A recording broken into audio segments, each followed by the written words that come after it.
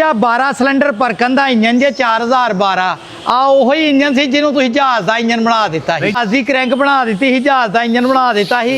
आ जहाज़ का नहीं जे जनरेटर का जे 1 मेगावाट का जनरेटर जे 12 सिलेंडर का वी टैप 6 पिस्टन है इधर जे 6 पिस्टन है इधर जे सेंटर दे विच केम है। अच्छा केम सेंटर चा केम है सेंटर टीम साहब केम भी बहुत तगड़ी होनी है। ओ केम हो बस फिर जिन्ने 12 पिस्टन ते 12 12 दूना 24 ते 24 दूना 48 48 वाल चलाने डबल।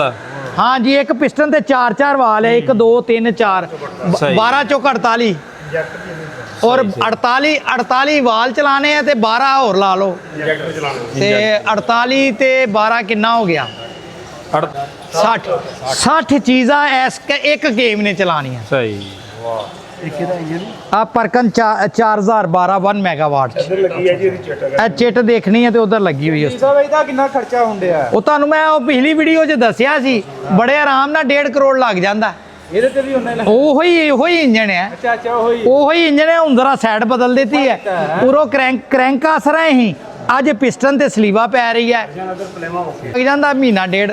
अच्छा संदीप साहब ये हवाई जहाज भी एडा की इंजन हुंदा कि वड्डा हुंदा ओ यार हवाई जहाज च नहीं हुंदा बैरी जहाज च हुंदा हवाई जहाज च